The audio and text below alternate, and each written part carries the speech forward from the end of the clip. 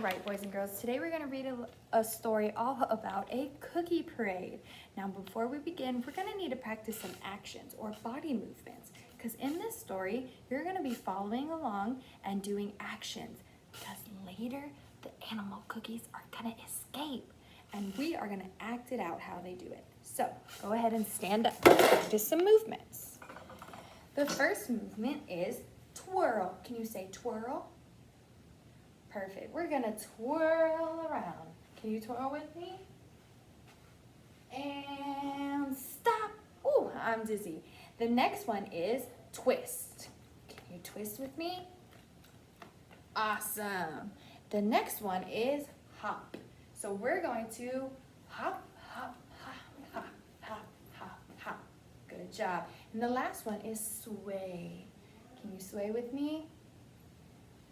Perfect. Let's go through them again. Let's twirl first. Ready, go. And stop. Let's twist. And stop. Let's practice hopping. Ready, go. And stop. And the last one was swaying. Perfect. You can sit back down. All right, so I'm going to be reading this story today, and you're going to be using listening ears for those action words. I'll give you a hint when they're coming up. So let's go ahead and read our story. This is called the Runaway Cookie Parade. One day, Amelia decided to bake some fancy cookies. She was in the mood to be creative. She mixed up her batter and rolled it out on the table. Then she got out her favorite cookie cutters. She cut out a duck, a rabbit, a dog, a cat, a bear, and a pony. She baked the cookies until they were nice and brown. When the cookies were cool, Amelia was ready for the fun part, decorating. She made some icing, and then she looked at each cookie with her creative eye. She made the duck green with turquoise dots. The rabbit was white with purple stripes. The dog was red with yellow squiggles.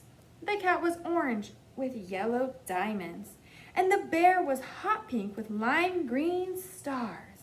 And lastly, the pony was red with white snowflakes.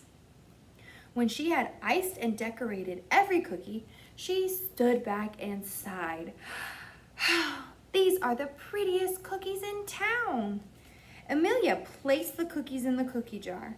She thought they were too pretty to eat. What Amelia didn't know was that the cookie jar was magic.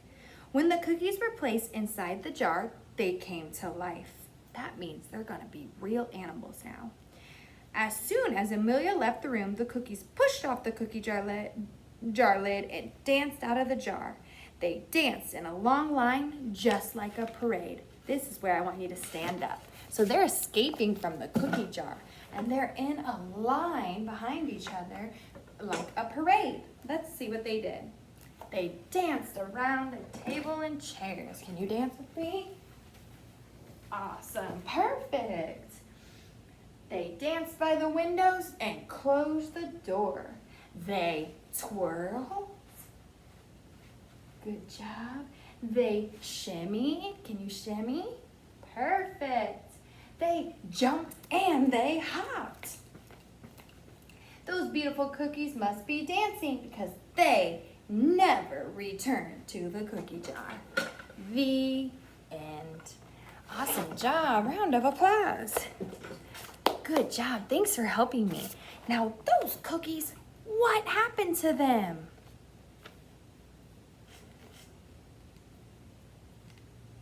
Yeah, how did they become magic?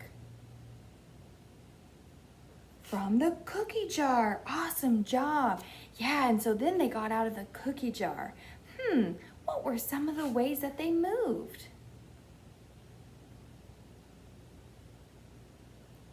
Exactly, they danced, they hopped, they twirled, they twisted, they shimmied, right? Very good. Now let's go back to Amelia in the beginning of the story. She wanted to be creative. That means she wanted to design the most beautiful fancy cookies, and she did. I want you to think about how Amelia was creative and how she made those cookies. So let me know below, how was Amelia creative with her cookies?